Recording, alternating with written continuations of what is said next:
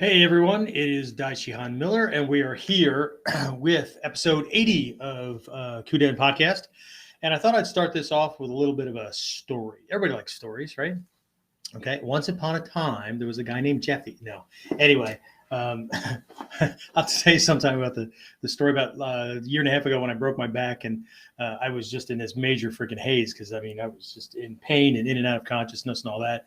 They admitted me to the hospital, and in this fog, right? Because they had me pumped up with pain meds and all that. In this fog, um, they I heard the nursing team discussing little things about me. They write it on the board so everybody knows who this person is and what the issue is and all that kind of stuff. And all of a sudden, I hear the charge nurse say, and he prefers to be called Jeffy. And like, I snapped out of this. I don't know how I did it. I just snapped out of this, right? And I look over and there's my wife giggling, right? And I said, Jeffy, shit, right? And she's laughing. And they were all confused now because she had said it with such a straight face, right? That they thought it was all, on the up and up. And suddenly that got erased from the board. And all, anyway, so my wife is both my biggest fan and probably going to be the reason that I end up dying from some accident, right? So if I ever die and there's not an apparent reason, look to Angela Miller. So now people are going to be thinking, oh, was that one of these like investigation ID things? Anyway, all right. So that wasn't the story I wanted to tell you. That just popped into my head. I had a little ADD moment. Anyway, I remember a long time ago, I remember I was in one of my teacher's classes, and he was a former Marine. And, I was a military policeman at the time. I can't remember if I was still active duty or not. I might have just been fresh out. But anyway, so we're having this discussion with several other students. And somehow we got on the topic of, like, what was so cool about, Ninjutsu, right? And everybody's talking about how it's the best. It's the best. And this. And somebody else, was talking about Jason, get your ass back to class, and we'll talk about Jeffy. Anyway, sorry. Anyway, and it just kind of kept going, right, about why it was best, and somebody else would bring up this other martial art, and yeah, but, and my teacher kind of looks over and he says, "So what's your take?" I said, "You know what my take is? My take's the same as yours, right?" My take is, before I found this stuff, I was looking for something very, very specific, right? And I went through a boatload of things, right? And when I found it, it seemed to have everything I was looking for, right? I had no idea what this thing was called, right? So anyway, now it has a name, and, I'm involved in the lineage and all that kind of stuff, right? I said, but I looked around at everybody. And I said, look, I got involved in this for a very specific reason, okay? And so far, this art has proven itself to me. But if a day ever comes that I find something that works better than this, tomorrow I'll be doing that. Okay? And we'll talk about more of this when we come back. So, the big question is this: how are self-defense and success-minded people like us, concerned citizens worried about protecting ourselves, our loved ones, and the things we care about from the monsters we know exist in the world? How do we train in a way that gives us the skills, knowledge, and understanding we need without becoming paranoid fighters or killers ourselves, and yet still allows us to be the hero protector the world needs us to be? That's the question, and this podcast will give you the answers. My name is Jeffrey Miller, and welcome to KUDEN Radio, real training for real people in a real world. So, the big question is this: how are self-defense and success-minded... Well, that was a mistake. Anyway, you got to be able to laugh at yourself. If not, you would think you won't be pretty serious. Anyway, so what I was going to say before I had that issue is that's still my story, and I'm going to stick to it. Anyway, all right, so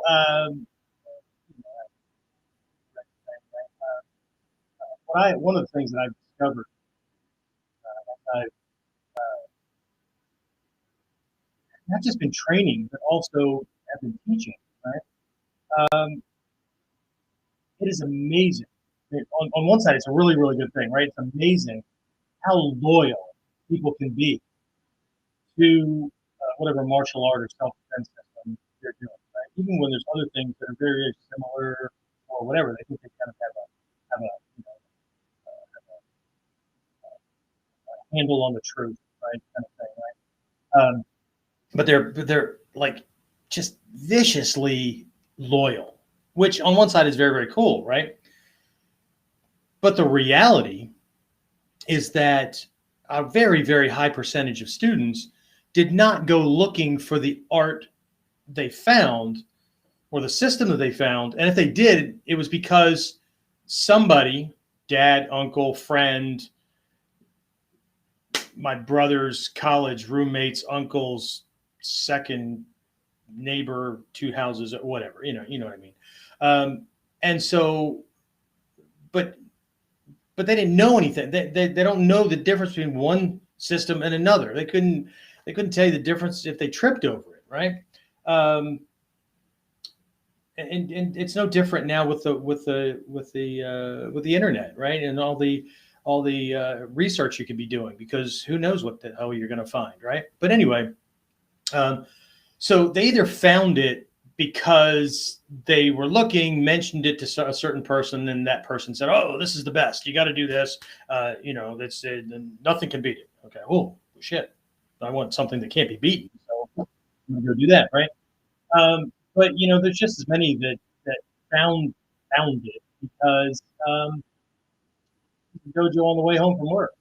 It was the one closest. It was the dojo in their town. It was the whatever, right? I know because when I first started the martial arts, I was in what was then called junior high school, right? Old guys like me, right? We had something cool called junior high school. We weren't like Malcolm in the middle school, right? And there was an after school program, karate club, right? And so I jumped into that, right? I was looking for exactly those terms that I use now when I'm talking to people, and people can self-identify because that's what they're looking for. They're looking for confidence, they're looking for power, personal empowerment, power over their life, that kind of stuff, and they're looking for control, right? And often they're in positions where they don't feel like they're in control, right? Whether it's family dictates, right? You're going to do this. You're going to have this kind of a career. You're going to work for the family business. You're a blue collar worker. That's what we do, right? We're not going to be one of those schmucks over there that make all that money and whatever, right? We're not going to be management, whatever, right? So they can feel stuck that way. They can feel stuck for a lot of reasons, but they don't feel like they have enough control, right? But anyway, so they it's kind of like the easy thing, right? Not quite a McDojo, right? Where they're going to pull up to the drive-through window and we're taking 26, pay 15, 20 bucks or whatever, and then pull up the window too, get punched in the face and video for it and go to hell home, right? It's not quite like that, but it's amazing how we human beings can take disjointed things, right? Options and choices and things like that, and in our head, like either immediately over time, and a short amount of time, right? Take this disjointed kind of thing and stretch it out like it's, well, of course, it's a dot-to-dot timeline, right? And then ego jumps in and convinces us that what we're doing is right because, well, shit, we're a good person, right? And we're in control of our lives. I wouldn't be doing this thing if it wasn't the right thing, right? You can all know that, right? And if not, find a new and do some exploration until you figure out what BS you tell yourself to get in your own way. You're never, ever going to. You're never going to be able to, at the degree you need to, handle other people's manipulative shit coming in your direction, unless it's the big obvious stuff, right? But by the time that stuff's coming at you, it's. I'm not talking about that. I'm talking about deep level manipulative bullshit, right? But until you understand what motivates you and how you make decisions out of laziness or those kind of things, right? You have no idea to the degree to which manipulation occurs, right? And that's part of the one training area in the ninjas 8 gates, right? The Ninja no Hachimon.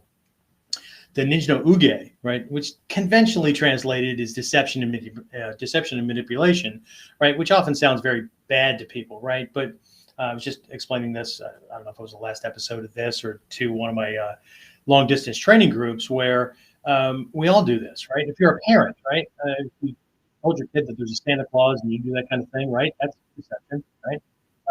But what you're trying to do is use their conceptualization processes to help them be good, right? By the time they're what, somewhere between 4 and 6 years old, they know how far you're willing to go. So we need these little helpers and adjustments. But it helps with creative thinking, right? And then there's a little bit of a disappointment when we find out that Santa Claus isn't real. But if your parents are fairly enlightened, right, they're going to give you that lesson that Santa Claus is real, right? Santa Claus is just not this thing that's more like a cartoon character for a little kid. You're a grown up now, right? Santa Claus is an aspect of ourselves, right? This compassionate part of ourselves that gives without reason, right? Gives without a need to get something back, right? In Nikyo, we call that a bodhisattva, right? Someone who does what they do because it's the right thing to do, and they get nothing in return, right? There's not even like a warm, cool feeling of feeling good because you gave or anything like that. It's just this need to be done, right? And it's not without emotion, right? Don't take it that way, but it's not that ego accountant playing numbers games, right? And when that happens, right? I'm sure you've heard people like this, right? They'll get a gift and go, well, I'll be damned if I give them something like I gave them the last time. The gift I gave them was worth X, Y, Z, and this is what I get. Well, shit. See, that's keeping score, right? There's no gratitude in it, right? There's fake gratitude because what? As long as the ledger breaks even, it's all good, right? If it doesn't break even, then there's hell to pay, kind of thing, right? But anyway, so the point of this is that people tend to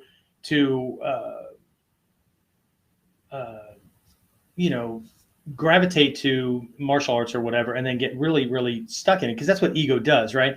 But in reality, right, the one that they found was an accident, right? Now, it was an accident that made them feel good, right? They didn't feel like this guy was going to hurt me, or maybe they were looking for the tough guy school and they found the tough guy school. Maybe they went to 3 other schools. Pussies are lame, and they're whatever, right? This guy bloodied my lip the first day. Oh, I want to train with him, right? Okay, and maybe you got somebody else who settled on a more a softer approach, right? Because they've been to some other ones and they got hurt and couldn't go to work for a day or two, right? They had to recover, and now one of their criteria is, I got to be able to go to work, right? I got to be able to feed my family. I can't do that there, right? So, and we all have our things, right? What I think is missing, though, that, and this is not me ringing my bell. This is just, if you've been following since episode 68, what my criteria was, right? My experience growing up, right? My parental units, specifically one of them, but the other one was no support, right? Taught me how bad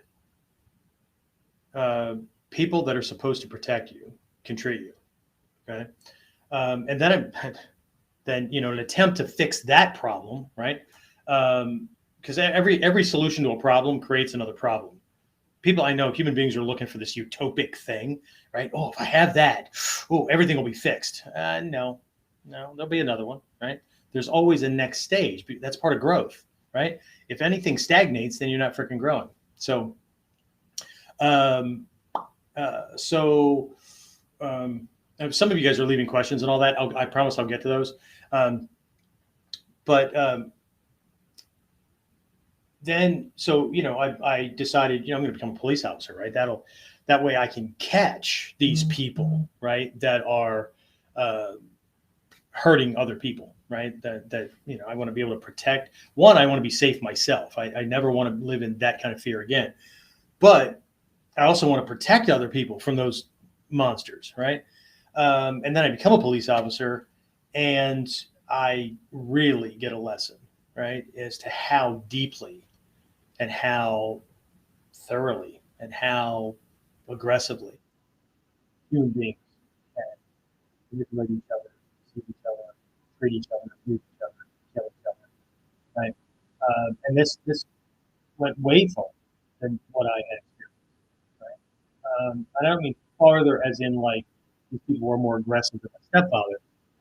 I don't believe so. I mean, you know, he did threaten me and my siblings with a knife once, and probably the bravest thing my mom ever did was put herself with us in that butcher knife in the kitchen. But um, so what it showed me was the breadth, right? There's all these other things that I had never experienced, and oh my God, right? This is you know, and so then that produced a problem, right? Because I can't be everywhere at once, right? Police officers can't be everywhere at once. Everybody would literally have to be a police officer to have police protection, right? But anyway, so that became a problem, right? And it finally hit me, right? That now I had been doing this all along. I've been doing my own training, right? Started out for my own safety, right? And then as a police officer, and graduating from Thursday's class at 3 o'clock. I don't know what day it was or what time it was, right? But I remember having 2 or 3 afternoons of training, right, in police school. And then this one day, third day was like, here's a test, right? We taught you these 6, 8 techniques, whatever, over the last couple of days. You have to demonstrate them to get certified. Okay. Um, I wouldn't say the techniques are bullshit, okay? Because anything can work under the right context or under the right in the right situation. Um, but what I came to see, based on my own experience, was that they were more of a CYA for the government, for the police department, for federal, right?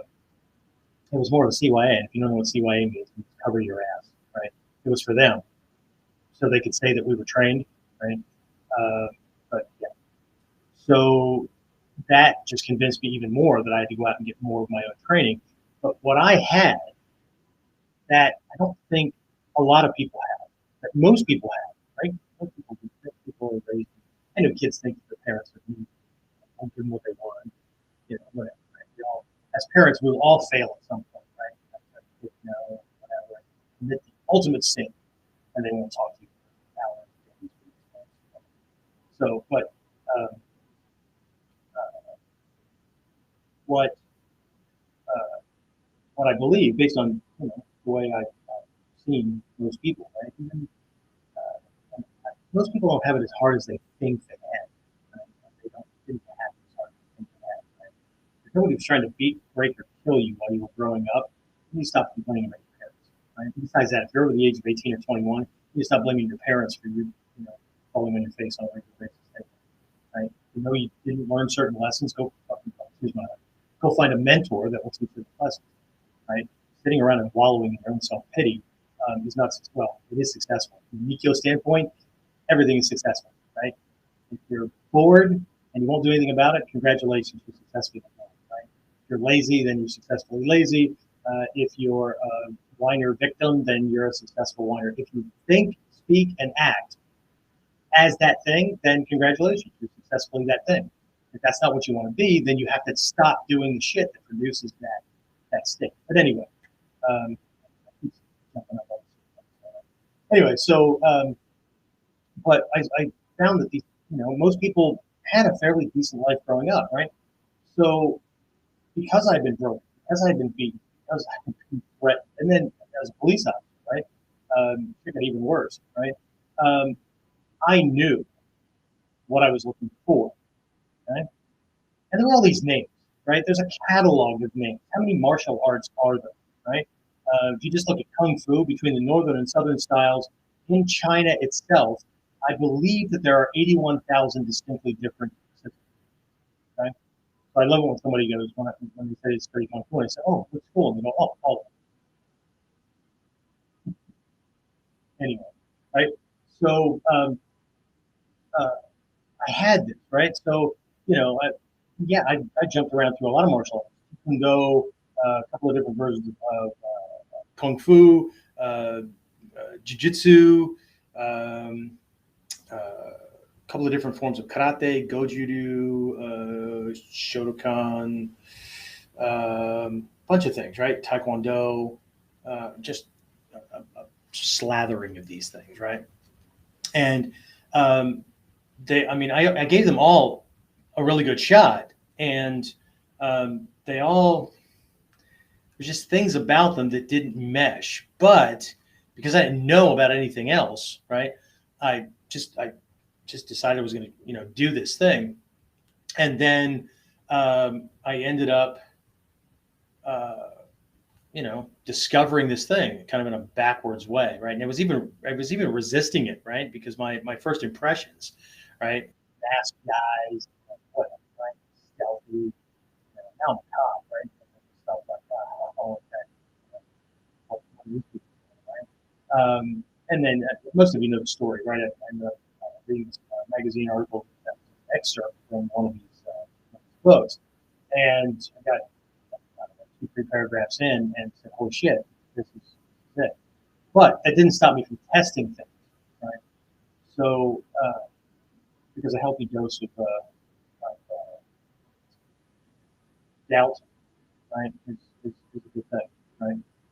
But anyway, so I don't believe that most people have that. I think most people have fears or concerns, and they want to have that taken care of. Um, this is on the self-defense side, right? If they're just on the, I want to learn a martial art and I want to be this like woo-woo mystic master kind of thing, then that's a whole different storyline. That wasn't mine, and it still isn't mine. Right? That's not my journey. Right? So I tend to not do as well with those kind of students because I tend to talk too much about survival and those kind of things. It's not that I dismiss all those other things, right? I and involved Kuji work and all that stuff, right? I just don't just jump right there with somebody who wants to talk about that, because what I found is that most of those people um, want to get in touch with something that's ethereal, but it's not grounded in our existence as human beings, right? It's like they remove something, and and again, I'm not going to get involved in that. I'm involved in arguments with that.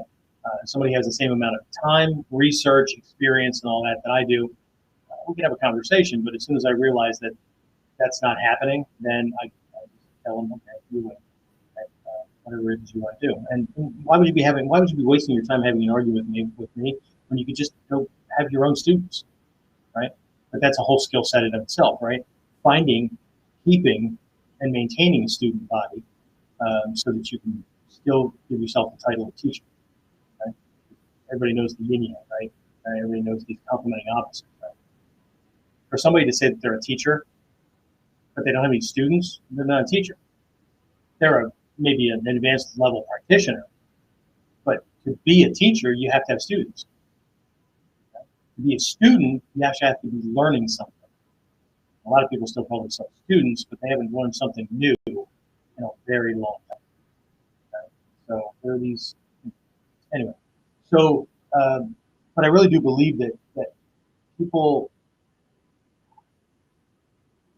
and it's not that they don't want to learn, right? But this is why there's a huge drop off, right? People are told this is the best or whatever, and then they go and they start training, and then they suddenly realize that it's not meeting their expectations.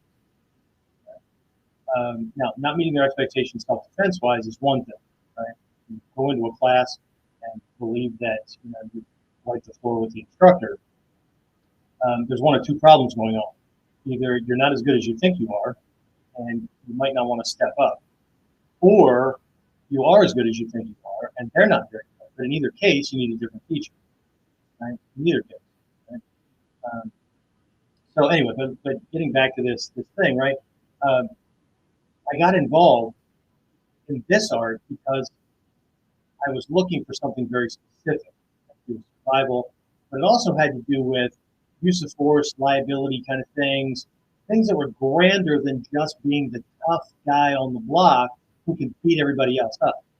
Right? Because I also understood that we live in a social construct and it's a thing called the law, right? And we should all be glad that that's there, because otherwise we have vendettas and revenge, mafia family, drive-bys and stuff like that all the time. The reason why gang and mafia cultures are subcultures and not status quo. Um, but there's this thing, right, where I was looking for this thing. Right? I had no idea what it was called, right? And then I read this stuff and I'm like, oh, this is called Ninjutsu. Okay, so let's look into this. Right? Again, remember, I've been beaten, broken, threatened to be stabbed to death when I was like 6, 7, something like that, right? Because my parents were having an argument. My mom told us,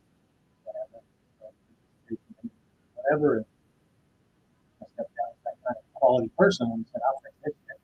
Kitchen, grabbed a big old butcher knife and came back and said, I'll chop him up and throw him in a freaking trash can. That'll solve the problem, then you won't have any problem. So, a cool, peaceful life I grew up with. Anyway, so but people have these fears and they have these concerns, but they don't have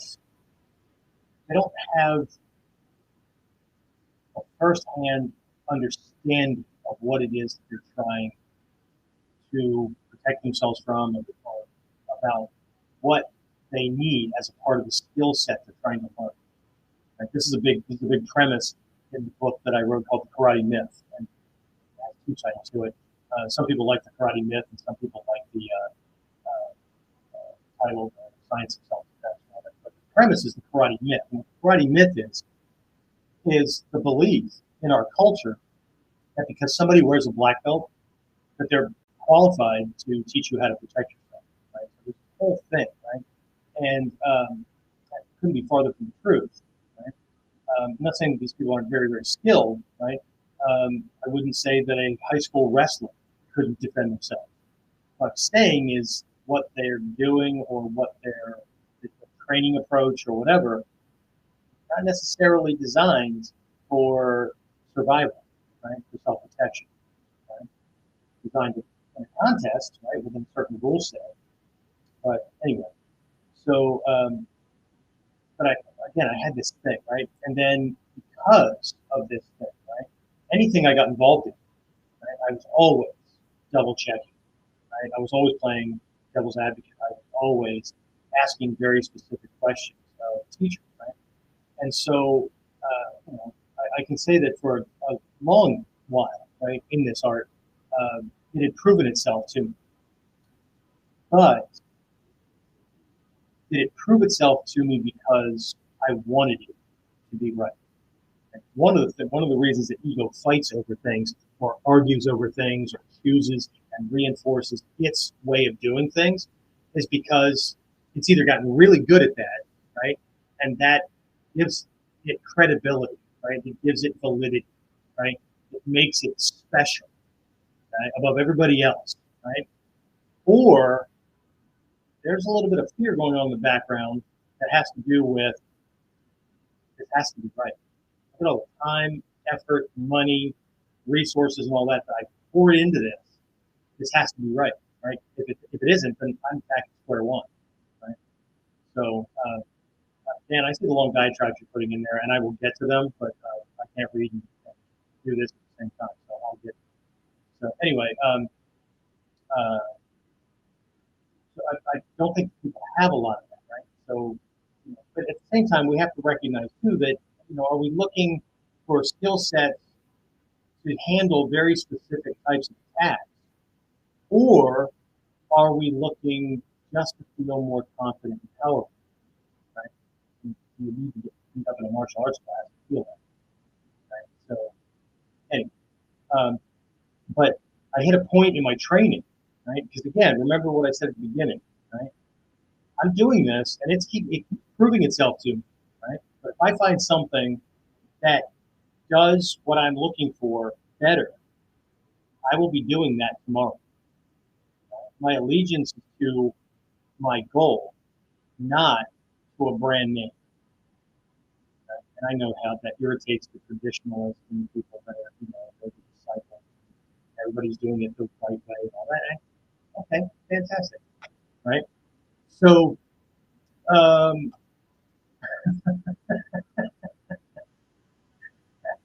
okay, um, okay. So, uh, what is it that what is it that you're looking for? But anyway, I sorry, I something. So at a certain point, right, I had to make sure that I wasn't just blindly believing in this thing, and what that meant was it had to be pressure tested. Right? And I found out later that some of my other friends in other parts of the world were doing the same martial art. Um, we're doing the same thing, right? Where we took about a year off of our own training and went and trained with other people. Right? And I don't mean we trained with them to learn their stuff, because we'd been doing that stuff before we even got involved in this martial art. Right? But what we did was we got together with people from different arts, right, to spar, to try our stuff out, right, to see if we could make it fail, right, and it did. Right? I know I told people things, right? It did, right? But when we came away from it, what we realized was the art itself didn't fail. Our understanding of the application or whatever of certain things and giving context and all that, um, that's where we had to drop like preferential techniques and stuff like that, right? So we came away with this whole other list of things to work on, because not many people are willing to take that thing they think they got all wrapped up with a nice little bow and pressure test it to make sure that it can work. Right? So that's what, right? But I truly do mean that, right? And at some point you see that, I'm doing, well, if you see that I'm shutting this down because I'm doing something else, it's not because I jump around, right? And I don't have my eyes on it, and it continues to prove itself to me. But it is what it is, right? So let me do this. Let me jump over, because some folks are just not sound. You're following the chat. You can see somebody's on fire. So let me look through some of these questions and see if there's anything in your chat. Somebody put anybody else's comments. All right, so let's see. Den of Tiger says, in the last episode, you said the gaming tuning Jonin used the ninja. No, sir. That's not our man. That is, but that's not what I said. Okay? I said that traditional ninja families were made up of Jonin, Chunin, and Genin. Three hierarchical levels within every given clan. There's one Jonin, High Man, right, who decided who the clan would align itself to, what the ideals were. They were the forward face, but invisible, right? They were the ones that were hobnobbing with social and within the social structure and all that kind of stuff, right? So that form of ninjutsu looks very, very different from what most people are attracted to, right? The black-clad swords, all that kind of stuff. The Genin, the low man, the field operator, right? So there's the Jonin, and then the Chunin are the field, basically like field commanders, so like M in the 007 story, right? They take the instructions from the Jonin about what we need, information-wise, and all that kind of stuff, and then they pull Genin with the right skill sets, and they send these folks out, and then get the information back, and then through it, put it together. If there's any holes, they send something left out, get the information, fill that hole and all that, and that's how between the Jonin and Chunin decisions get made for steering things, right? The Genin are the pawns, right? They're the privates in the army, right? So no, I didn't say that the Genin, Chunin, and Jonin used the ninja. The Genin, Chunin, and Jonin are ninja. They're just different classes within the same clan, and therefore they each have their own type of ninjutsu that they're practicing. Right? So everybody tries to think that there's just like one thing, one way, and whatever. So, all right. So, hey, my guy from Down Under is here. Um, Hi, Paul. How are you? Amazing what I have to do to get you on a live train. Anyway, hopefully the schedule's working out and all that. Let's see, how's it going? It's going well, right? I'm a self-mastery energy chief practitioner, open course. Okay, fantastic. Congratulations. Um, let's see. I don't even know what that meant. But anyway, so I must not be as enlightened. Jeffrey Fletcher. Jeff Fletcher, holy cow. Getting from Pacific Northwest. But finally able to stick in this mode. Side note, the audio is periodically going muffled for a few seconds. Yeah, I don't know what's going on, and I apologize. Hopefully things will get ironed out. I even upgraded the package that we're using and stuff. So I know we were having a problem with the onboard mic for my laptop, and I switched to an external, a little external mic that I'm using. But it could be that I need a new system. So I'll have my students that are IT guys into this stuff. So anyway, focus on universal consciousness, incorporating Ninjutsu, the 5-element structure, bioelectric magnetism, biofield systems. I need some amazing stuff with energy combined together. Negative ion. I'm sorry, Dan. This is not my thing. So basically, I can take down any person that attacks me. Fantastic. Okay, so if you're using my platform to tell everybody what you're doing, I suggest you do your own podcast. All right. So, matter of fact, let's see. Because at the moment,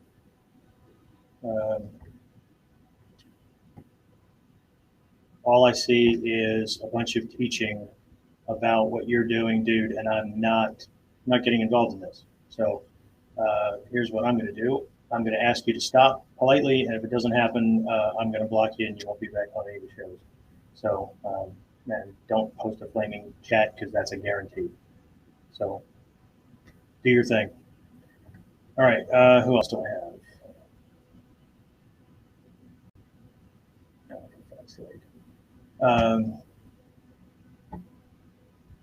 Okay. So, anybody else have anything? Any questions? Any comments? I know this has been rather short, but the big takeaway for this so far is in having goals that you're looking to that you're looking to goals or problems that you're looking to solve, and then make sure that not just the thing that you're doing, right? The brand name that you're doing, and I don't care what it is, right? Could be this, could be BJJ, could be whatever, right? But it's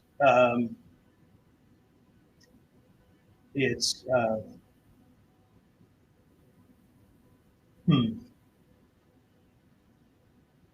it's about problem solving. Think about the stuff that you're doing, right?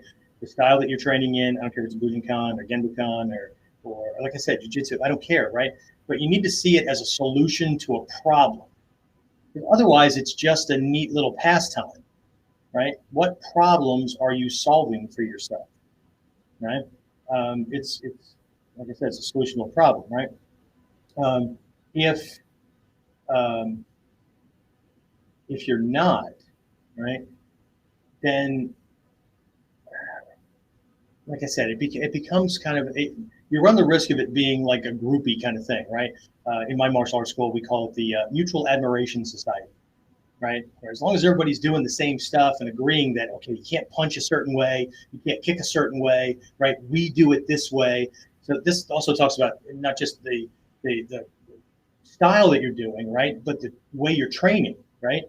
Is the way you're training matching what it is that you're looking for, right? I mean, that's obvious. Some people are looking to be like the grand poobah, know-it-all, whatever, when the reality is that we human beings can't know everything, right? And some of us can walk both the physical and the spiritual, right, without getting lost in some just far out whatever, right? So, and here's the way to check the litmus test, right? If you really do know everything, right, then your life better be like a glowing aura, right? No problems, All you have to do is think or click your fingers, and whatever it is that you want happens and materializes, right?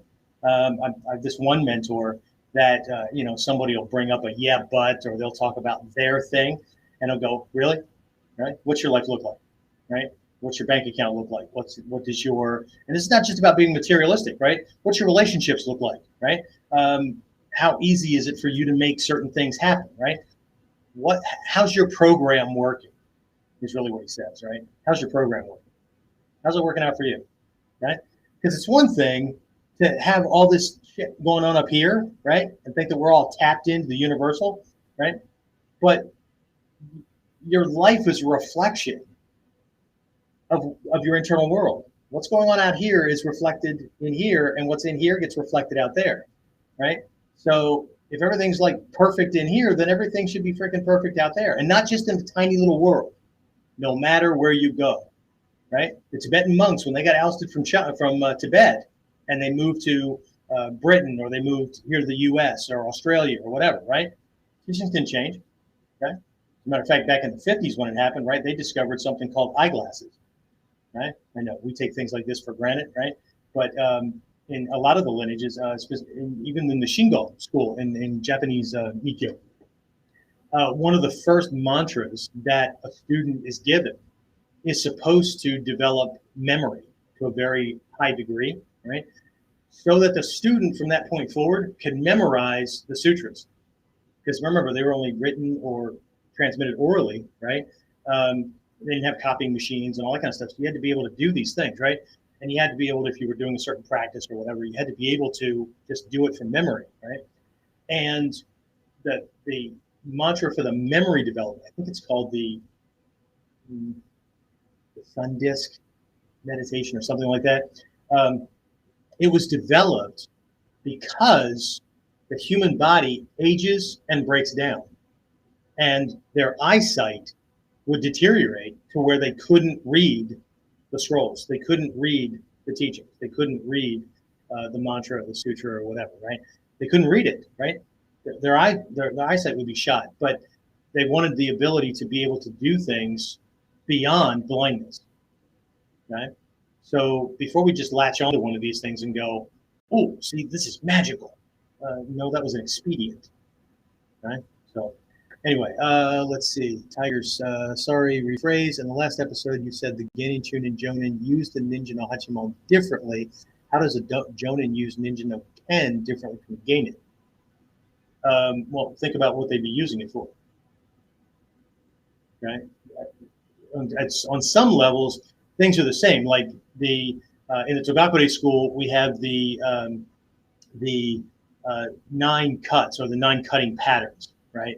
And so these were ways to take advantage of a longer sword with a shorter sword, using certain actions that could send something out, create an opening, and then be able to move in, right? So on that, from that perspective, not a lot, right? But again, right, how might they need to use a sword, right? What might they be facing? It's my take that the Jonin, right, would probably be defending him or herself. In this case, sorry, girls, it was a male-dominated society. Not my fault. But you blame the messenger if you need to. So they would probably just have a wakizashi or a shoto, right, the short sword, right? And some of these families, right, had a forward-facing samurai version, right? In our 9 schools, right? Now, I can't prove this beyond a shadow of a doubt because I wasn't there, right? But me and some of my historian friends, more them than me, I ride the coattails of giants sometimes, right? But these guys did a lot of historical research and found that it's quite likely that the Gyokushin-ryu, one of our 9 schools in the Bujinkan, one of the 3 ninja lineages, was actually a backdoor ninja side to the Gyokoryu. Okay? First kanji for both schools is the same. Okay, Gyokoryu. Okay, it's Gyokuko is the way it's written, Gyokuko, but there's this linguistic contraction, and then Gyokushin, right? And the histories are very, very, very similar, right? So it's quite likely that the Jonin, right? Because they were allowed out in society and to hobnob with the bigwigs and all that, right? You had to be influential and you had to be of certain pedigree or certain families or whatever. So it wasn't like they were letting the head of a ninja clan into their circles. That just, these are ninja, right? They're criminals. They're the underclass. They're whatever, right? They're not samurai. So the jonin had to be, right? Again, you do some of the history work, right? But think about the context, right? I've often asked questions like this to my teachers, and they'll go, "You've been around long enough, think about this, right? Stop thinking about how this guy would use it as opposed to how this guy would use it, and think about the situations they would find themselves in and the context that they were in." Okay, this jonin, right, went to some lord's castle because he was in this mix and in the party, so to speak, right? Even if he had a longsword, he was going to have to check it at the door, just like everybody else, right? He would be limited to a tanto or a jite or a wakizashi, shoto, whatever they called it in particular regions or eras, right? But you know what I mean, the short sword, right? Because what it did was it allowed you to maintain your honor to be able to protect yourself, but it handicapped you against the bodyguards of the person who ran the castle because their people were carrying 36-inch razor blades, right? So they had advantage, they had reach, they had, naginata or spear or the katana or whatever, right? So what would they had to have dealt with, right? And then think about that, right? Think about how, here's one. Think about how you would use a Kubutan keychain as an executive in a Fortune 500, Fortune 100, Fortune 1000 corporation, right? As a consultant going in to deal with C-suite level people, right? As opposed to how you would use it working on the line at Nissan, putting cars together, okay? And I don't mean just using it. Start with how you're going to carry it, right? Because there's certain folks in certain occupations or in certain regions or in certain self-identified kind of social classes and all that, a Kubutan keychain, this metal bar hanging off their keys on their belt blends right in, right?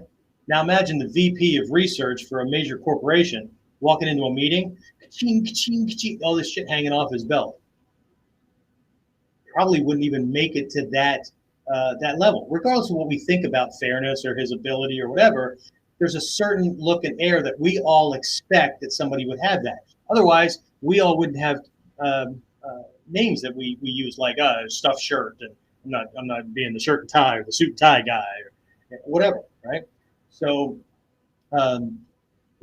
when I go, I have I don't have a Kubutan keychain anymore because TSA takes that stuff away from me, right? But there's this really cool thing. Didn't bring my keys to my office with me. I think it's called a key safe, but I'll have to post this out at some point, and I'll probably do a review on it, right? My wife got me one of these things at one point, and I thought, oh, that's a Kubutan, even though it's not, right? And I don't mean it's a bar that's shaped differently so that they can sell more because now it's a ninja Kubutan or it's a women's self-defense Kubutan or it's a whatever, right? No, this is like two flat pieces of metal that mirror up on each other, right? And then there are these fittings that go and a bolt that goes through each side, right? And you put your keys in on either side and they kind of go in and they fold into it. Now, they don't always fold like flat, but they fold into it and then you end up with this bar, right? But then your keys can flip out and you can do your thing, right? So you don't have this bar hanging off of your keychain with your keys. You have the bar in your hand because the key you're using is going to flip out and the bar is actually part of the working mechanism, right? So that goes through TSA no problem, right? Because it's not a weapon.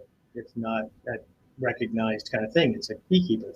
They flip it around. They might be looking for, sometimes they carry one of these key knives, right? It looks like a key. You should look at it really, really closely, and there's a little penknife blade that can pop out of it, right? They might look for things like that, but very rarely, right? I toss that in, they see a keychain, they just move it down the line, right? But when I'm going in for a corporate gig, right, I'm not carrying even that, right? I'll tuck my keys in my briefcase, right? Because I don't want them clanging around. I don't want this big bulge in my pocket. I need to go in and be perceived as a partner with the C-suite people, and I'm there to help them solve a problem, right? I'm not going in being some security thug that they're hiring to fix, drunk employee problem or whatever, right? So in that case, right, I have a couple of more than a little bit expensive, right, metal shank pens. And I don't mean the self-defense pens where you pop the thing off and there's a blade in it. You get caught with this shit, you go to jail, or you get kicked out, or in that case, I can't help anybody or whatever, right?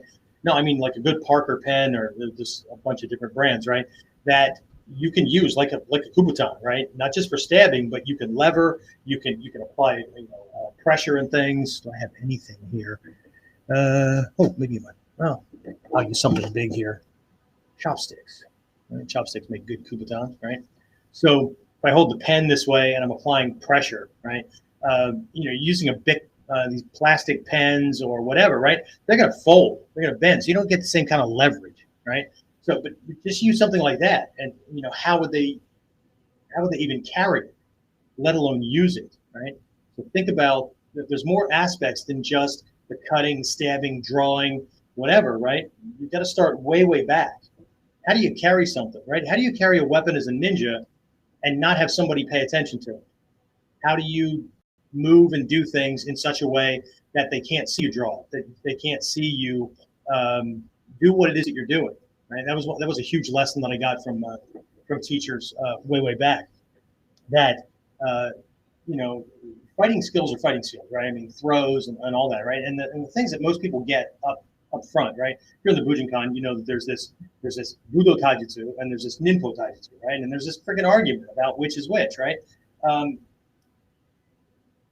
And maybe that's another one for a different episode. So I'm not going to do that, right? But anyway, there's this obvious stuff, right?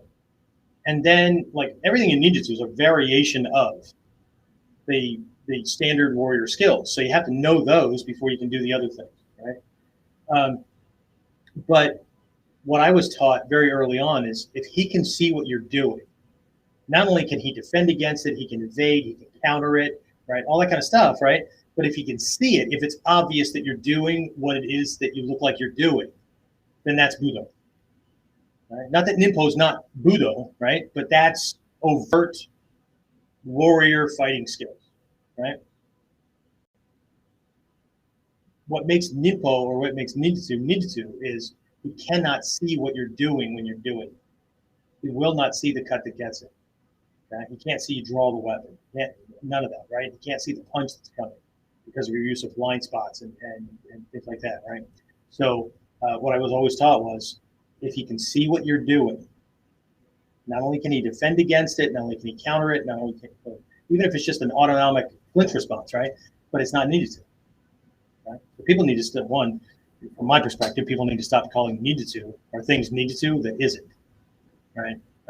But they want to be doing it so badly that, anyway. So again, this is not a sword course or whatever, but that would be something we could talk about some other time, right? But think about, start by thinking about the context in which it would be used, because that's how ninja skills, ninja weapons, ninja anything was developed, right?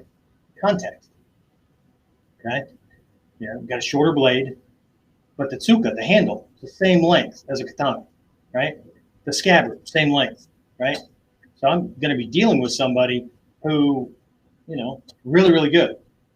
So how do I get the drop on this guy? Well, I get a 2/3 length blade to come out of the scabbard faster than his does. That gives me some speed. But I can't carry a shorter sword because if he can see the length of my blade, then he knows my distance. He knows pretty much what the timing is. There's a lot that he knows if he knows his stuff, right? There's a reason why I teach new students. Let me back away here just a little bit. I have a whole bunch of stuff down here. Let me borrow my chopsticks again, right? So I teach new students, right, to do this daijodan no kamae. I know, short sword, right? Anyway, with a sword, right, here, right, in the beginning, And I teach advanced students to drop the blade to here, but I tell new students don't do that because you've got to bring it to here anyway, and this is where the cut starts, right? So I'm trying to get them to get something to happen much quicker, right? Well, why would I have freaking seniors do that? Well, when I was back there, you told me not to put it here because I have to get it to there anyway. Yeah, but you're much better at getting this down in front of you in shield position and cutting, right? Now what I need you to do is understand that you need to conceal the length of your blade so he doesn't understand, he doesn't know how long it is, and so he can't adjust for it, right? It's the same reason that Kochi no Kamae or Ichi no Kamae or what they are, right? They disguise the length of the blade. So he doesn't know if you have a short sword or a tanto or a katana. He can only see that if you have it at an angle that he can see the whole length. But if you can see the whole length, you're giving him a butt ton of freaking information that he can use against you. Okay, so let's see. I have not seen this explanation for Jonan. Whatever you can get through security, anywhere else. Excellent answer. I imagine a Jonin would still need an exit strategy if his identity is compromised. Sure. Yeah, but you know the ultimate exit strategy is as long as your mission is accomplished, even if you lose. Okay, that was in one of the most ninja-like statements in the Karate Kid movies, right? The one where they went to Okinawa. You know, that part of it. If you didn't see the movies, I'm going to bore you here for a minute. But for those of you who know the original stories, right? When they went to Okinawa, and Miyagi had that long time battle with his best friend, turns enemy, keeps wanting to fight him and all that. And finally, the guy shows up because he's rich and he's got this construction company, right? And he shows up at the village with friggin' bulldozers and stuff, right? And he said, if you don't fight me, the village is gone. And Miyagi finally says, okay, I'll fight you. One condition. You know, they go through this whole honor thing. Oh, condition or what? Well, surely, this one thing is worth your honor, right? But what it came down to was Miyagi said, I'll fight you if, regardless of whether or who wins and who loses, the village stays. Okay, great. And then Daniel's, all freaking out, oh, what if you get killed? Doesn't matter. Because either way, the village is safe. Okay? That's another thing that I think a lot of people in martial arts or that talk about traditional stuff or whatever, they're not so steadfast about the gateways into their personal space and their paradigms and the lines that they draw in the sand. Right? It's all good until they're threatened with something or whatever, and then they fold. Right? I tell everybody on a regular basis, right? I'm a love me or hate me kind of guy. And if you're on the fence about me, you give me half a second because I'm going to push. Right? And that goes with sense of humor. That goes with a whole bunch of other things. Right? Because if nothing else, I want to know where we stand. Right? And it's okay. Right? It's okay if we're not a good fit together. We can part as friends, or at least from my direction, we can.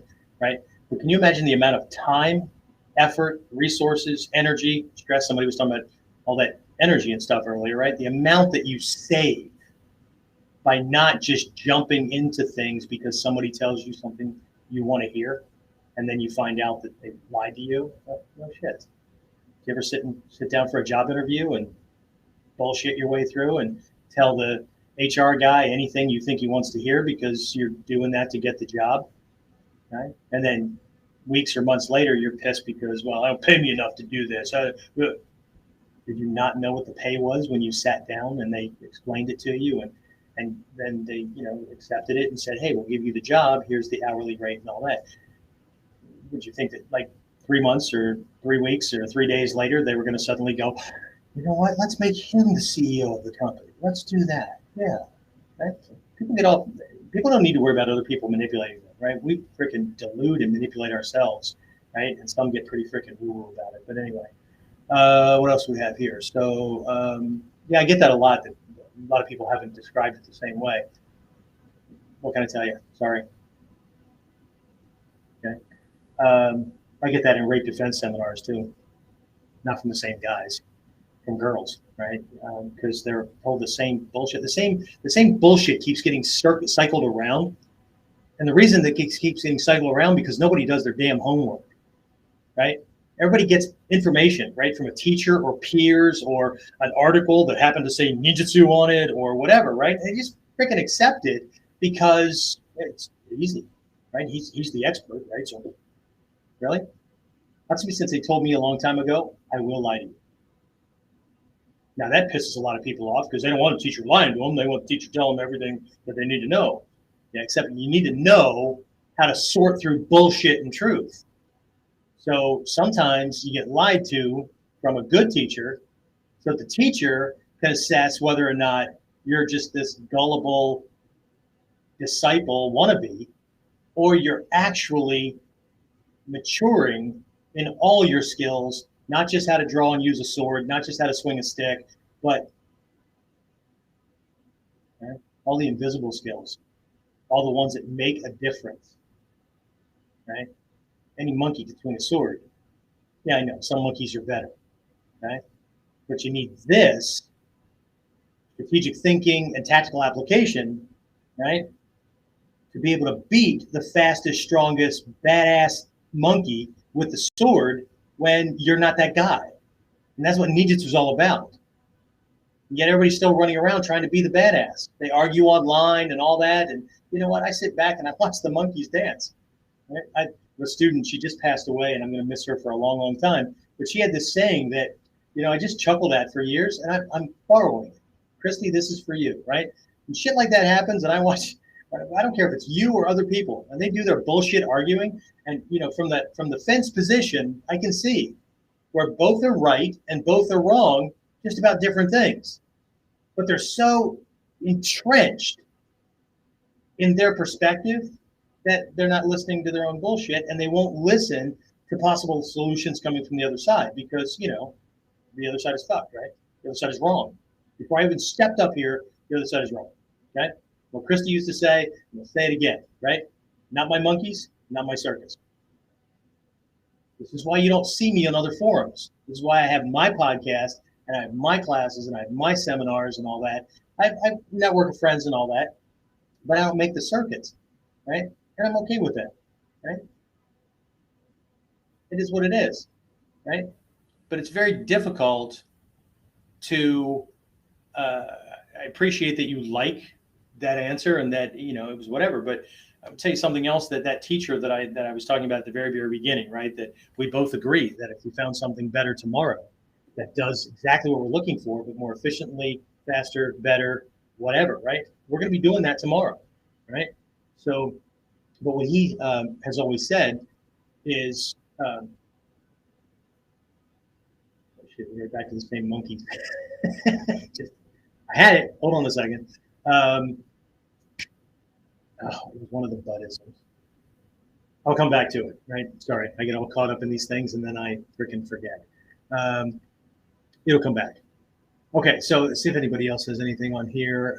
I know exactly what you're referring to. I bought a couple of those. Prevents my keys jabbing me in the thighs while they're in my pocket. Yeah, good. But at the same time, right? Like when you're looking for things like this, right? People gravitate because they're looking for weapons, right? Except that ninja typically do not see their weapons as weapons. They see them as tools. Right? Think about the definition that you have. If I say weapon, what do you think of? Something created specifically to cause damage, death, whatever, right? It's a tool of warfare for fighting, right? If I say a tool, you start thinking hammers and screwdrivers and things that help you get a job done more easily, more effectively, more efficiently, right? But I bet you don't put nearly as much woo-woo attention and glamour into your hammers as you do to your swords. Sword, dude. Yeah, well, it's a hammer, right? You may not care about your hammer, but if you were a carpenter, you'd give a shit about your hammer, and you care about how much you spent on that hammer because the amount you spent on it equals reliability, right? Well, I don't care. I mean, I don't care if my hammer breaks the first time, right after the job is done that I bought it, because I probably bought a $10 hammer, and I'm willing to replace a $10 hammer. Anybody gets pissed off about breaking a $10 hammer, it's high, right? Or probably shouldn't have been doing their own work anyway, right? So, but it's funny to me, right? People do the same thing with their weapons, though, right? They'll go and buy a friggin' Asian martial arts special, right? You buy a cheap sword in Japan, like dads buy their boys, right? Fairly inexpensive, right?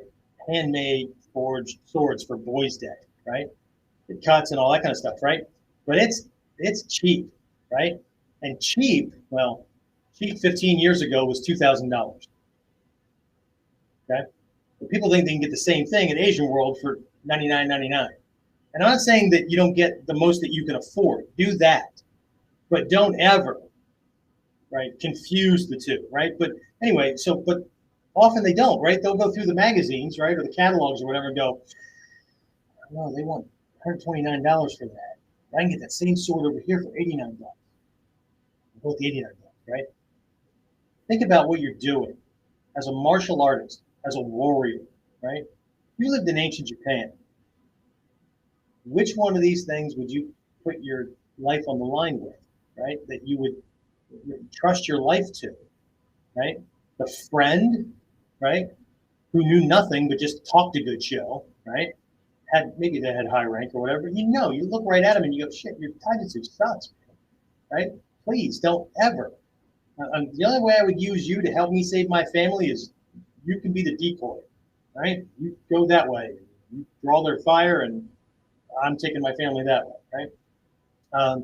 Or, the person that,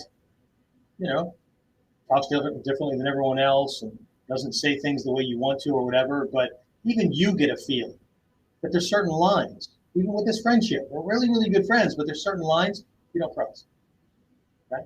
And I'm glad that you're my friend because I would want you on my side in a back alley. Right? That's the relationship I have with a lot of my friends, right?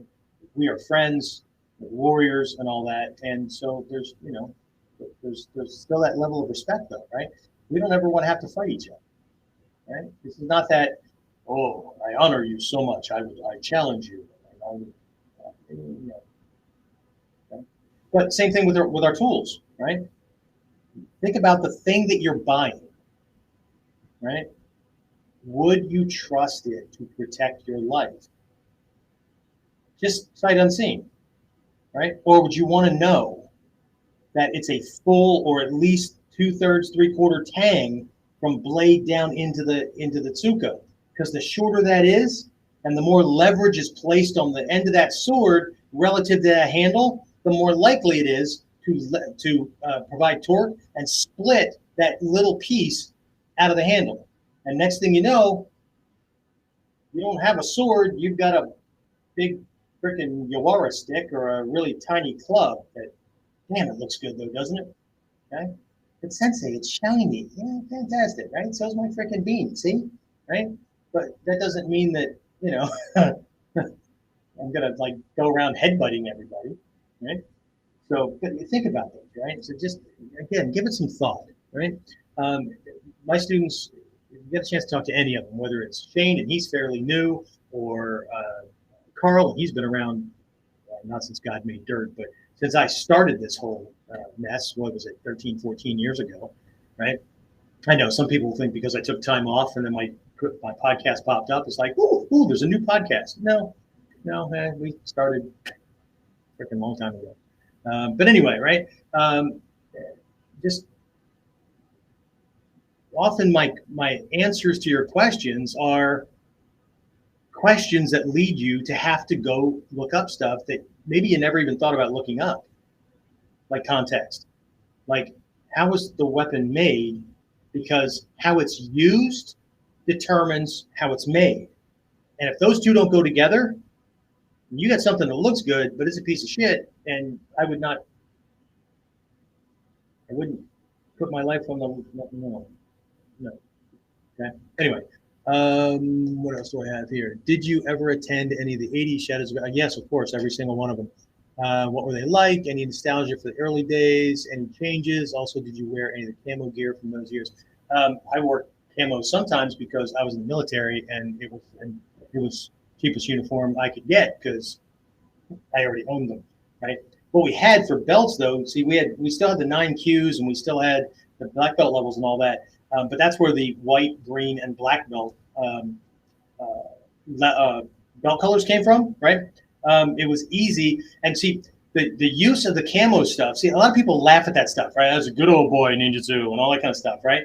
I have no idea what kind of mental stuff, psychological stuff was going on in that to differentiate ninjutsu so it would not be seen as another martial art options among martial arts options. And one of those was, even though in Japan they were dressing in martial arts uniforms, we're not going to do that. Okay, so now we can stop focusing on belt color for every single belt, right? And we can focus on the survival aspects. We can focus on this other stuff, right? That 99.9% of the people who are coming to Ninjutsu, not discounting some of the fruitcakes that came in, right? We all had like tons of martial arts experience or law enforcement or security or whatever, right? And so we were looking for something that was atypical. We were looking for something that would give us this edge in a world where there was a Taekwondo school, at least one in every town, if not like in some towns, one every 12 blocks, right? So, and everybody was, you go to martial arts competitions, right? It didn't matter if they were Kung Fu or Taekwondo or whatever. Every once in a while you'd see like their own little move, but most of the people were doing the same stuff. So no wonder everybody thought that we were all doing the same thing, right? And then the belt colors came because the white, right? The white belt, of course, you know, in the martial arts, everybody starts with a white belt. Not everybody, but you'd have to spare out the ones that don't. We use these web belts, these wide web belts. They were utility belts, not that many utility belts, but they're these utility belts that we in the military wore our canteens on, our holsters and ammo pouches and all that kind of stuff, right? As a military policeman, my handcuff case, all that kind of stuff, right? So in the military, across the services, people that were in drill and ceremony teams, right? They wore their dress uniforms and they wore white gloves and a white helmet and all that kind of stuff, right? They wore a white web belt, so they were easy to come by, right? And then most for combat duty, it was OD green, right? So we used green, right? So white denoted beginners, and then this OD green covered ninth Q all the way to first Q, okay? Stop worrying about the Q levels and focus on your freaking training, right? Now everybody's got like, you know, bubblegum colors and all that stuff. So, and I use them too, except that I only have 5, and people go through multiple levels in the same color, because my colors were chosen because they match colors on the mandala, and that matches the life skills from that side of the training that my students are getting, not just all of the combat stuff, right? So anyway, but there was this green, right, and then black, right? Black was the urban and the SWAT and all that kind of stuff, right? They had these black web belts. Same design, exact same design. It was just white. We used the white drill and ceremony one. We used the OD combat fatigue kind of color, and we used the black for special ops kind of things, right, to denote the different belt colors. But it just, you know, and again, we were taught very, very early on that that was for my teacher, not for me. Even though ego wants to go, oh, look what I got, right? It's so your teacher knows how to explain a technique to you, what you should already understand and what you should be working on, right? And so they can explain the technique, the next piece, for exactly what you need, right? So believe it or not, belt colors aren't for you. I know, people still want them, right? Anyway, nostalgia, sometimes, right? Sometimes because we just trained, right? We just trained. Right? There was no looking over your shoulders to see if Sensei was watching because you were hoping that you get promoted that time and you brought an extra $300 to cover your rent. You just trained. Okay? I was a white belt for 2 years. Didn't care. Okay? I had a green belt thrown at me. Here you're ninth Q. I'm tired of seeing you wear white. My first question to my teacher was, "Are you sure?" And the answer was, "Don't you ever ask me a damn question like that again. I don't do anything that I'm not sure about." So, what else did you have as a part of that question? The festivals, what were they like? They were very much like as a matter of fact, my spring and fall camps and my Daikomyo-san, my yearly things, are modeled after those old camps where there is a theme. I teach pretty much based on that theme through the weekend, but there's a couple of time slots on the different days where I have guest instructors. Some are my senior students in my school. Some are friends that, whatever, they come in. Some are long distance students that have significant rank and all that. And they come in and they do breakout sessions that may or may not fit that weekend's theme. Case in point, I had a student who was a physician's assistant in real life. He was an Army doctor, right? And so he did a breakout session during one of our camps on emergency medicine in the field, right? We've had breakout sessions that covered disguise and impersonation. We've had so it's not everything was wrapped around nothing but Titan. Okay, and these things started way back in the day. There were these night stealth exercises where we would do some training on different types of stealth and all that. And then there would be this scenario presented to you. People would be divided into teams, and they would have to sneak back into camp or the training area or whatever and apply their stealth training and not get caught by the instructors, or in some cases, outsiders that were brought in to be security and,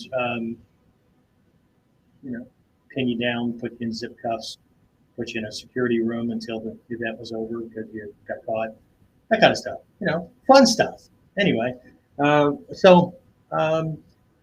not a big nostalgic guy, but if any of it leaks out, it's in that there was stuff about that training that drew people to it and has had a lot of people go away from the art because I got to tell you, the modern image of what's going on is that much of the art that I was introduced to by Sumi Sensei and the early teachers. Right? Ninjutsu was this full embodiment, 3 levels of training: physical, psychological, emotional, spiritual, that kind of thing. Matches the Kuji, right? If you look at the Kuji, the 9 syllable seals, right? 3 are physical, 3 are psychological, 3 are part of the psychological. Going into the last 3 are what our modern science here in the West would equate to certain aspects of like ESP and stuff like that. So, but we did all that stuff. We did practice drills and all that to prepare ourselves for the 5th Dan test, right? And that sensitivity and feeling intent, things like that. Things that, in today's world, people are like, hey, there's no way to practice for that, right? Either have it or you don't. Bullshit. Bullshit. People that say things like that don't have an answer for you. So since they've blown it off and they're just lucky that they were able to pass it, right? As a matter of fact, I was told once when I was prepping for, I wasn't prepping, the test was that night, right? We were in Atlanta for I was going to do my 5th Dan test that I had held off for years, right? But it was the end of training day. We're going to do dinner, and then actually we had to go do the test, right? And it wasn't quite time yet. I was okay with being the last one in the door, whatever. I was just trying to keep myself calm, all that stuff, right? And this 10th Dan comes up to me and he says, "Don't worry about this, man. I've been watching you train for a long time. You got this, right? And besides that, right, just keep this in mind. You're going to do way better than well over half the 10th Dans that are currently holding that rank." Yeah, but they don't have to take the test. That was 5 ranks ago. I know, right? Once they got past that 5th Dan test, right, either they weren't told or they forgot that the 5th Dan test is, while it is it's a significant benchmark in your training, it's the access point for a whole new realm of training that involves that perception of intent, right? People don't do that shit, right? So his big thing was most of these 10th Dans would fail the test if they had to sit down and take it again because ego's now in the way, right? They're now a 10th Dan, right? Oh my God, what if I fail this? What my students think? What would anybody else think? I lose all my credibility. Right? Anyway, so I don't know if that covered even half of what you were asking, but yeah, I smile when people speak about these other things, because everybody assumes that the art is done correctly, and it's always been done that the way it looked when they got involved. It's the same like in my school. If I do a membership drive, right? The students that came in because they were sponsored by a friend who brought them to class will always help with the membership drive. The ones that saw a post online or an ad in the paper or something like that, they don't help. 9 out of 10 will not help because they assume that everybody gets involved the way they did through an ad or a phone call or something like that, right? So this is just all these things are highlights into these different psychologies and different aspects of our processes, right? And we have to be careful what we assume about, right? But people laugh about that stuff. What I've had the benefit of seeing since 1980 is all of the different phases that the training has gone through, and then I get to sit back and watch people piss and moan and argue and whatever, right? Everything from this is the way it's done right and this is whatever, right? And really they're two completely different things, to two people arguing, and this is a true story, right? I heard two people arguing, and I knew them both, and I was in the training thing when Hatsumi Sensei gave them their little critique, right? And one guy saying, Sensei said you need to take bigger steps. And this other guy's like, no, he said you need to take smaller steps, right? And they're arguing back and forth, right? You know, they were both friends, and I said, dude, you two need to listen to what he said. Oh, I did listen to what he said. Yeah, but you need to listen to what he's saying to you.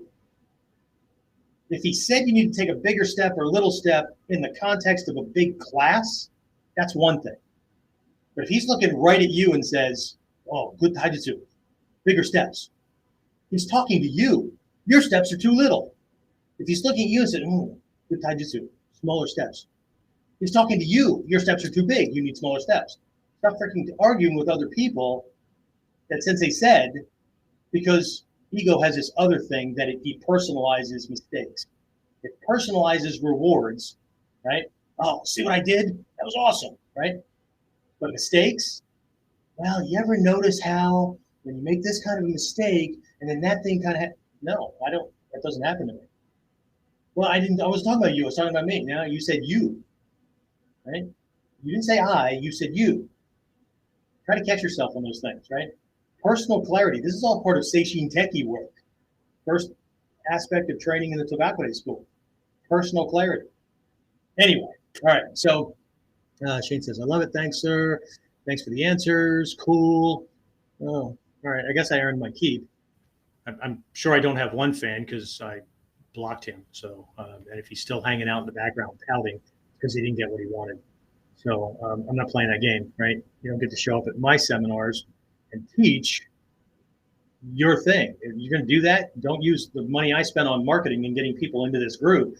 Throw your own damn seminars, right? I would never go to my teachers' places and go, oh, you know what? I'm going to waste all the money I spent to get here and try to convert people to my way of doing things, when what I was supposed to do was spend this money and time and you know, adjusting my schedule and making agreements with work and my family and all that to have time away and everything so that I could go and be in student mode.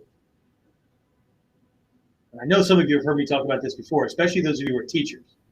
Never, ever, ever, ever, ever, ever confuse your training time with teaching time. Way too many instructors are practicing their shit when they're supposed to be teaching their students. Okay? The mindset's different. When I'm in student mode, I am in present tense, pointing forward. I learned all this stuff. I'm at this level of development. I'm asking questions and getting lessons so that I can move forward. Present to future tense. Okay? When I'm on the floor teaching, I'm in past to present tense. In the present moment, I am teaching my students that which I have learned and developed. This is not about me moving forward. This is about them moving forward. Parents need to learn this too. Stop telling your kids yes to everything. You're doing them a disservice because they're just going to piss us off when they get out into the adult world. Okay. So anyway, okay, cool. So I'll say, thanks for giving me more questions. It's my job, dude. Okay. If you ask a question and you get an answer that satisfies you, either your mental state and development level for that is not mature enough to move you forward. It's sating you, just like a kid, right? Daddy, how's an engine work? Well, I turn on this thing right here and it starts. Okay. Right? Because am I going to explain to a 4-year-old how an internal combustion engine works? And if I do, right in the middle of my explanation, I guarantee you, he'll be 4 in 2 years, but my grandson's going to look at me and go, "Can I have some candy?" Because it's just overwhelming him. He's just, right? He's not ready for it. Right? So instructors need to freaking focus on what it means to be a good instructor and not a damn show off and credibility whore and all that kind of stuff. Right? It's a pain in the ass. Right? I had to fire students. Right? Yes, I fire clients. Right? They need me. I don't need them. If I needed them, then my ego would be looking for gratification outside of myself. Right? I got that God or guru syndrome, right? Got that individual that I have to politely leave in the. We're following the chat, right? Your problem is you're stuck in the material. Click. This is not a forum. This is not a political debate. It's my podcast. Get the hell out. Anyway, all right. So what else? Let me scroll down here and see if I missed anybody. Let's see.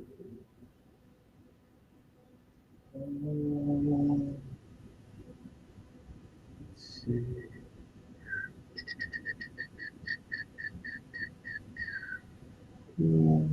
Thanks for the answers. I love it. Thanks. Cool. All right. Anything else? You know what? I don't know that I'm getting things. Most of these are coming in from YouTube, it looks like. Where the hell are all my peeps on? There's somebody from Facebook. Oh, that was Jason. Jason, if you're still on, you need to get your butt to class. Sensei Jeffy will have a conversation with you in the most loving way. Just check and see if anybody else posted anything that for whatever reason didn't come through before we wrap this up. So let's see. Let's see. Facebook. You guys do know that I'm on Facebook, not because I'm following everybody else's crap or whatever, but because it gives me a forum to communicate with my clients, which is why you don't see me posting about a lot of family things and all that. You don't need to see family drama and all that kind of crap. I don't.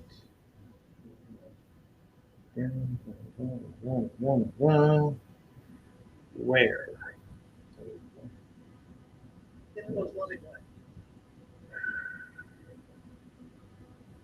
No. The biggest fool is the person who said that they know it all. Way to go, Greg. Absolutely. All right. So I guess I did find some other ones. Previous comments. Holy crap. You ever notice if some people are more full of shit than an ass?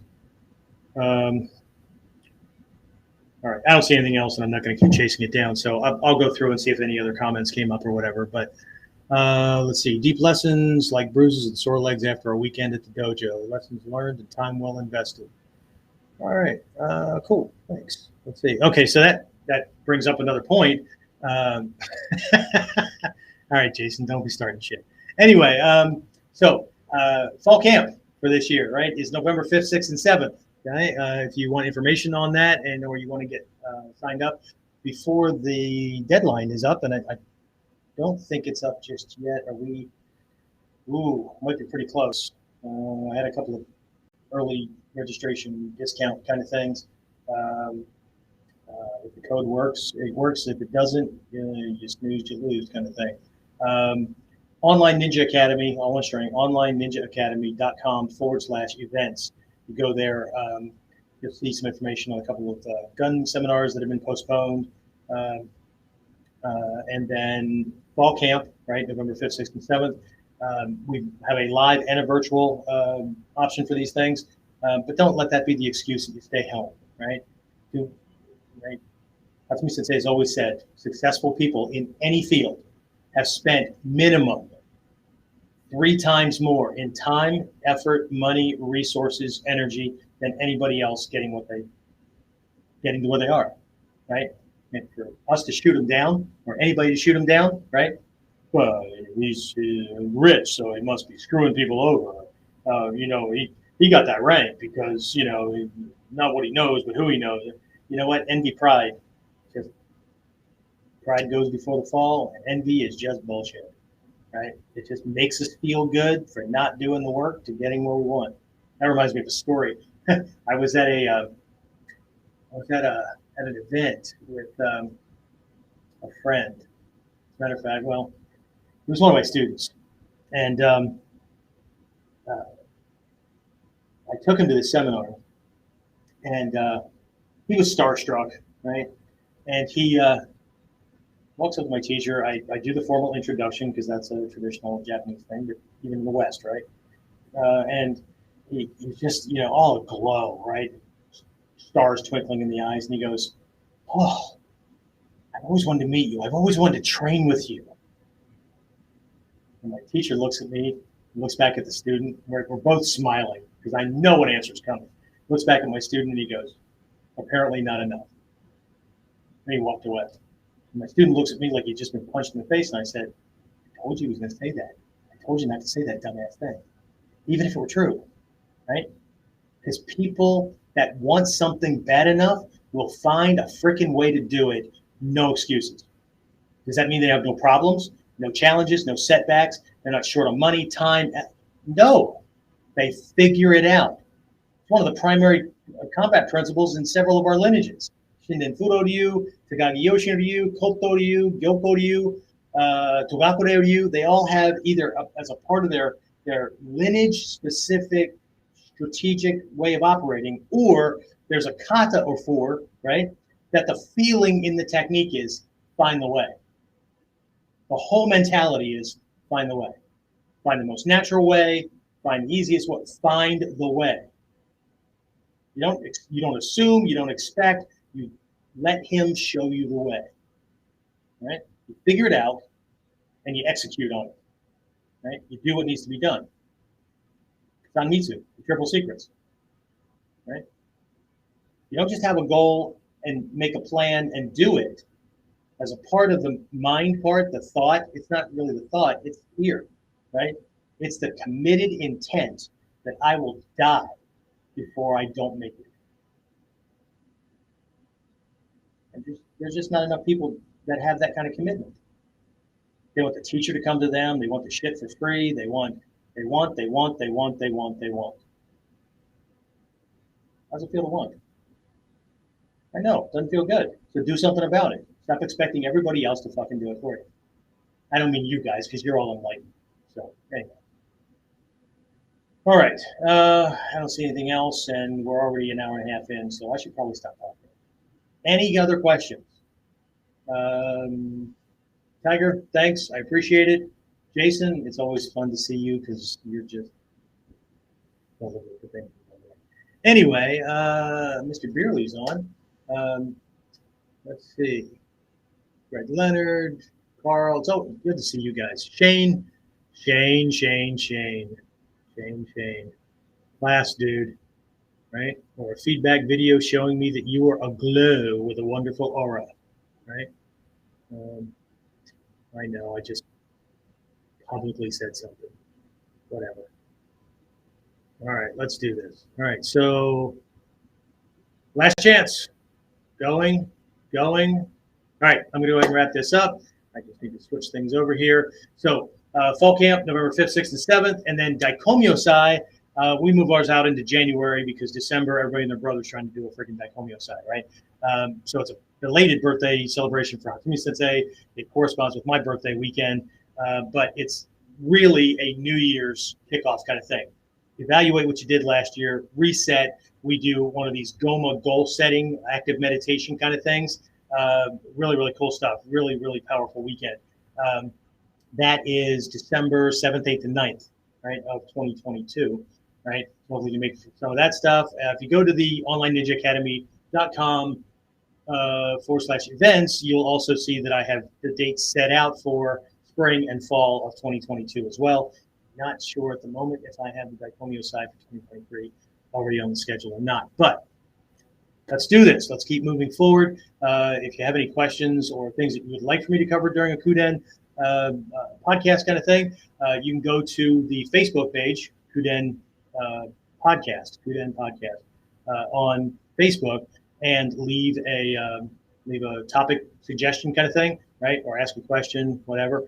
And if not, if you're on my mailing list, you can shoot me an email, right? If you're not on my email list, why the hell not, right? If you're not on my email list, you can generally send emails to Warrior C, WARRIOR. You'd be surprised the people that are native English speakers that can't spell the thing they're trying to be. Warrior and the letter C at warrior-concepts-online.com, and I'll get it. My students get first dibs on me, so it could take 24 to 72 hours for me to get an answer back to you, but I try to answer everything. If I don't, then I didn't get it, or it went to junk or whatever. So you have no idea how much I get in a day, not just the commercial spam and all that for people from around the world. Like, someday will you fly to Portland, Oregon and train me in my apartment and for free too? I don't know. So pay me to come, right? Be $5,000 for the weekend, right? That's okay. I'll pay for my own meals, airfare, rent a car, and all that. It's coming out of that $5,000. But if you're asking me and making Muhammad come to you, or the mountain come to you, then anyway. All right. So always an honor. Thank you. All right. So I'm going to wrap this up. I will talk to everybody again in episode 81 or before. Get more of KUDEN Radio. Subscribe through your favorite podcasting site or subscribe at modernninjawarrior.com.